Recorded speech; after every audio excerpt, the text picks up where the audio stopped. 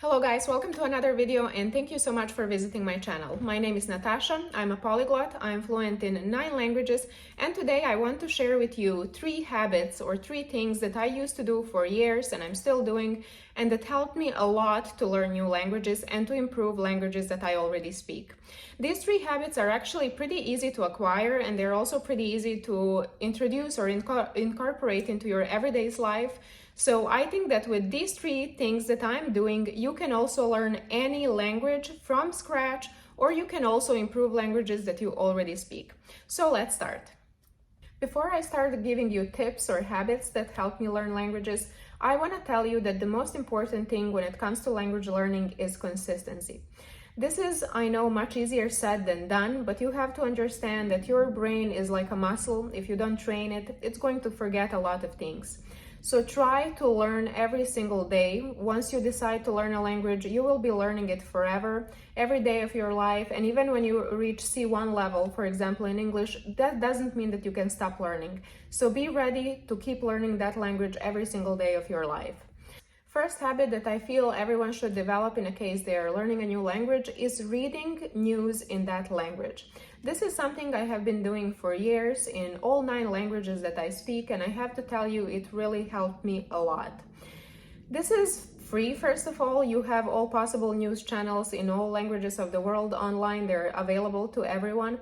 And also, I think it's very easy habit to incorporate into your everyday lifestyle, because all of us, once we wake up in the morning, take our phone first and start scrolling Instagram or Facebook or whatever social media you are on. And in a case you decide to learn a new language, please start following news channels from that country, and that way you will be scrolling your phone and learning language at the same time. Also, I have to say that this is something that is not only useful for memorizing new words or learning new vocabulary and new grammar rules or expressions. This is also very useful to keep in touch with the culture of the country whose language you are learning. And I think that this is a very important part of language learning, because when you're learning a language, you're not only learning new words or grammar rules, you are also getting in touch with completely new culture, completely new mentality, way of living, and following news from those countries is definitely going to help you with that. What I also like to do is, in a case I'm following a channel or reading a news from a channel that has comments, I love reading people's comments. This is one of my guilty pleasures that actually helped me a lot learn new languages, because in those comments you can learn some words that you would normally maybe not read in that article, and you can also see kind of people's mentality, the way people from that country feel, and also you can see what every Joe from every country thinks about current political events. So this is something that I definitely recommend to everyone. Start following news channels from the country whose language you are learning. Trust me, it's going to help you a lot. Even if you don't understand every single word in the beginning, you will understand it with time. Habit number 2 that I would recommend you to develop is to start consuming media in your target language or target languages. In other words, try to give up on your native language completely. I know that this sounds like very hard thing to do and very strict, maybe even unnecessary, but trust me, it is going to help you in a long term. I don't remember last time I watched a movie or a TV show, reality show, or podcast in my native language. It's not because I don't want to. Actually, there are quite a few shows that I feel nostalgic for, that I used to watch when I was a kid, and I would actually watch them once in a while, that are in Serbian. But most of the time, 95% of the media I consume on a daily basis is not in my native language. It's in all 8 other languages that I speak, and I feel that this is an amazing way to actually learn without feeling that you're learning while you're doing something that you would do anyway. I feel that everyone nowadays is consuming maybe too much media. Sometimes it's because we want to enjoy a movie or a show, but most of the time, at least in my case, I just need some background noise while I'm doing something completely different. And even though it's just background noise and you might not pay attention to every single word that's said there, your brain, as I already said, has that amazing ability to memorize things even when you're not feeling like you're learning something. This has helped me with every single language that I have learned. You can, unfortunately for us, we live in 21st century where A lot of things are available online for free. So in a case you love watching podcasts, give up on watching them or listening to them in your native language. Instead, do it in a target language that you're trying to learn or improve.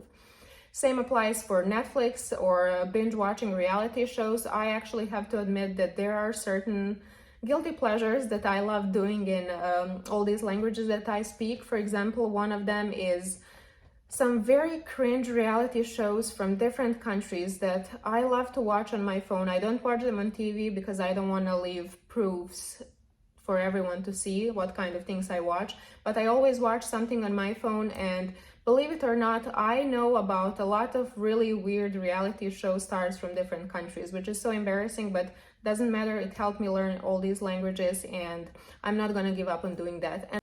And habit number 3 I feel you should develop in a case you want to learn a new language is reading in your target language. Now this is a little bit more complicated because I feel that it's hard to do if you're just a beginner. Books are usually a little complicated for beginners, but in a case you have already reached certain level of language like intermediate B1 or B2, I think it's perfect time to start reading. A lot of people recommend language learners to read books for kids written in their target language. This is something that never worked for me because I didn't like kids' books even when I was a kid. So instead of reading kids' books, I prefer reading normal books that I would normally read just for enjoyment in my target language. This might be a little bit complicated in the beginning in a case that there are a lot of words that you don't understand, but I don't feel this should be a reason for you to give up. It's enough to read a page or two on a daily basis and to underline all the words that you don't understand and look for translation online.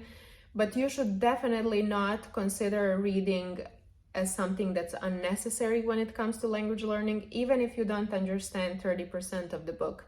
I have here like few books in different languages that I plan to start reading soon.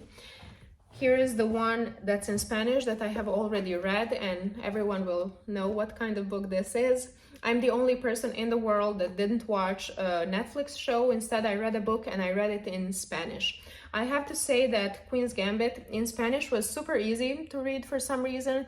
There were certain words that are like chess related that I didn't know, but I found a translation for them. But other than that, it was super easy to read. And I would recommend everyone whose Spanish is at least B1 or B2 to try reading this one. It's super fun, easy to learn, easy to read. Another one that I plan to read soon is in Italian, and it's actually by a Serbian writer. So as you can see, I'm already applying my habits. Instead of reading Serbian book written by a Serbian writer in Serbian, which is my native language, I'm going to do it in Italian. And I can't wait to start reading because I have read great reviews for this book and I'm going to read it in one of my favorite languages. Here I have a few more books. I don't want to annoy you too much with books, but this one is in Albanian. I already read it in Serbian. It's not my favorite book, but for language learning, it's going to be fine. Okay, this one is in English. English doesn't matter. And this one is in Greek, and I'm not going to like this book, but still I'm going to give it a chance because I feel it's going to help me improve my Greek a little bit since I haven't practiced it in a while. So as I have said, please read in target languages, in languages that you're trying to learn. You don't have to understand every single sentence. Don't feel discouraged by it. You will definitely be able to pick up a lot of new words just by reading. So that was it for today. Just 3 habits that I feel everyone is able to incorporate into their everyday lifestyle and that are going to help you a lot with new languages or with languages that you already know but you kind of forgot and you're not in shape anymore. As I said, this is all based on my own experience. I have been doing these things since I was 8 or 9 years old, since I started learning languages. And they have actually helped me much more than any school or any language course that I paid for and that was useless most of the time.